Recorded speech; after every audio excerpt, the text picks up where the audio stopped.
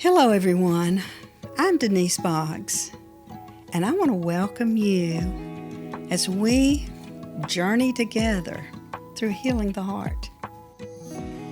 If you are taking the path that David did, if you're a David, you may be a modern day David. If you are, you got to get on the path of righteousness. You got to get, because God said, David, now lay down a while. Stop.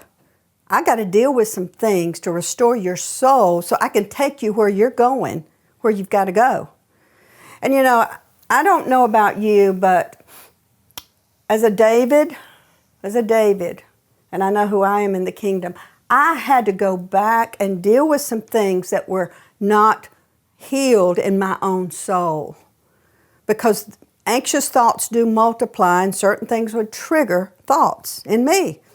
Let's think of David for a minute. Let's think about him, okay? At 12 years old, when it was time for him to be anointed as king, Samuel came, and guess what? His daddy said, go tend the sheep, David. Go out here and tend the sheep. Oh, my stars. His earthly daddy, Jesse, did not even recognize that he was a king, that he would be a king. He didn't even recognize him. Now, I can identify with David. I don't know about you. I can identify with that. My daddy didn't know who I was. He really didn't. It's kind of a funny story, but he gave me an application one time. He had these papers on the table, and he handed them to me, and he said, "Now, I want you to look at these and fill them out. It's to be a policewoman, okay? It's an application. You can fill it out, and maybe you'll get you a good job at the police department." Oh my goodness, I've never held a gun in my life, okay? It's funny, isn't it? Isn't that funny? But that told me my daddy didn't know who I was. Jesse did not know who David was. He just sent him out there to tend the flock. Samuel comes in the house and he goes around. Is it you? Is it you? Is it you? By the Spirit of God, Samuel knew it wasn't the folks that are gathered, the brothers. No, it wasn't them. Don't you have another son, Samuel said? Don't you have another one? So sometimes we have unhealed areas in our heart because our daddy didn't recognize who we were, okay?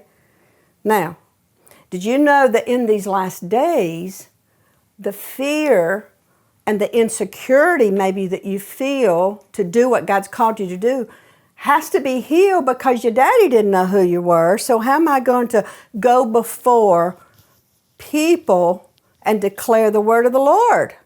Okay, that insecurity sets in, and then you have these insecure thoughts. Okay, I want to read you another scripture here about your father. Okay, listen to this. It says, fathers, don't provoke. This is in Colossians 3, verse 21. Fathers, do not provoke or irritate or exasperate your children. Okay, and it says that they can lose heart and become discouraged, unproductive, oh my goodness, with their spirit broken. Now, in the last days, we got to be productive. We've got to be strong, our spirit strong, abounding in the work God's called us to do. But if we've got, and I had myself, an unproductive area in my life, because I would get discouraged very easily and then just pull back and shut down, okay? That's why the work of righteousness had to be done in my life to get my heart right, because certain things would just trigger me and shut me down. I get discouraged, shut me down. So I want you to think back. Let's start with your father. Let's start. Jesse was David's father, okay? And he didn't recognize who he was. Did your earthly father, when you were 12, know who you were? Now, you might say, oh, me and my dad, we're tight now. Well, yeah, if you're 40 and you're tight, that's good. But you may still only be accomplishing a certain degree of what God's called you to do because your daddy at 12 did not affirm who you were. And so there's certain areas in your own spirit where you're just shut down. not hearing fully the calling of God and what God's called you to do, okay? So I'm not telling you to get mad at your dad. No, I'm telling you to look back in time and see, are there areas where you're easily discouraged, okay? Are there areas where you're unmotivated? You know you're called by God, but you get discouraged, and then you're not motivated, and then you shut down, okay? That's what I'm helping you to see. If you are recognizing what I'm saying, then I'm telling you, I want you to look back in time and pinpoint. Was it your dad? Was it your granddad? Was it your mom? Was it your grandma? That you came forth and you're showing them who you really are, and they said, sit down and be quiet. You're talking too much. You don't know what you're talking about. Sit down. Go tend the sheep. You know, that's what Jesse, go tend the sheep, David. This is too important in the house for you. Go tend the sheep. Were there important things that you knew you should have been a part of? But your daddy said, go tend the sheep. He didn't think you were who you really are, okay? So I want you to say, search my heart, God. Search me. Know my heart. Show me.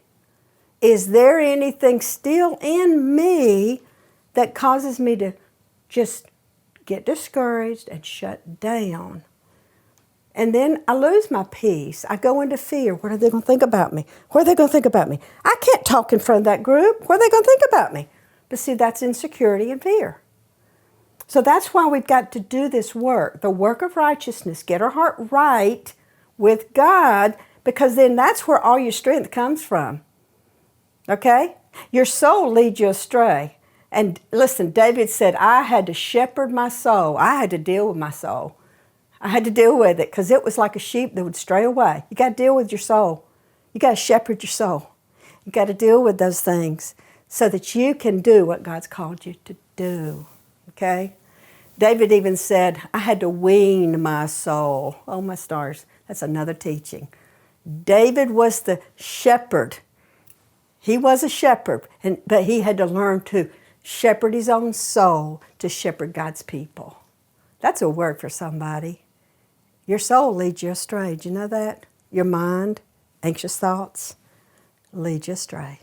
All right, let's do some work, the work of righteousness. Go again to Isaiah 32, 17 and 18. Ask God to show you, is those anxious thoughts, where are they coming from? Where are they coming from? Show me, Lord. Was I looking for affirmation from my dad and I never got it? Now I'm anxious. So do the work of righteousness. But even more than that, if you're not able to do your own work, doing it this way, then go to our website. We've got materials on there to help you work through the pain of unmet needs, the pain of the lack of affirmation. Just like David, he didn't get affirmed. He had to work through it, okay? So go to our website, Unlocking Your Identity. That's another good one. Breaking Free from Sickness and Disease. That's another one. We've got all kinds of resources to help you work through issues so that you can dwell in the secret place of the Most High, high above the powers of darkness of this time in history, and you can accomplish what God's called you to do. But I want to also invite you to come to a Healing the Heart retreat, because many times, you think, oh, that's childhood.